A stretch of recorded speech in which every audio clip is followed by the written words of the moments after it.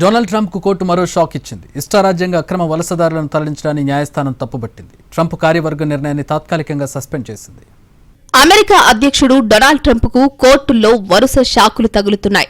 Trump టారిఫ్లను నిలిపివేస్తూ కొన్ని రోజుల క్రితం సుప్రీంకోర్టు సంచలన ఉత్తర్వులు ఇవ్వగా ఇప్పుడు ఫెడరల్ కోర్టులో ట్రంప్ కు మరో ఎదురు దెబ్బ తగిలింది. అక్రమ వలసదారులను ఇతర దేశాలకు తరలించడాన్ని మసాచ్యూసెట్స్లోని యుఎస్ డిస్ట్రిక్ట్ జడ్జి తప్పుపట్టారు.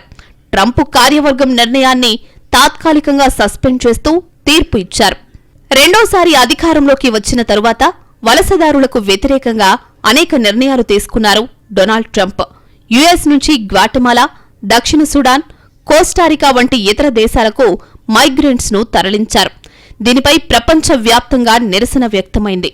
తరలింపు ఎదుర్కొంటున్న వలసదారులు కోర్టులో పిటిషనేశారు. దీనిపై మసాచ్యూసెట్స్లోని యుఎస్ డిస్ట్రిక్ట్ కోర్టులో విచారణ జరిగింది.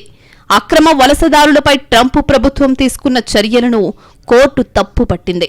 సరైన భద్రతా చర్యలు తీసుకోకుండా ఎలా తరలిస్తారని ప్రశ్నించింది.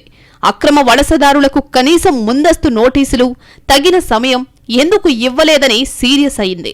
ఇలాంటి చర్యలు చట్ట విరుద్ధమని స్పష్టం చేసింది. ఈ తీర్పుపై సుప్రీంకోర్టులో అప్పీల్ చేసుకునేందుకు ట్రంప్ యంత్రాంగానికి 15 రోజుల పాటు సమయం ఇచ్చింది మసాచ్యూసెట్స్లోని యుఎస్ డిస్ట్రిక్ట్ కోర్టు.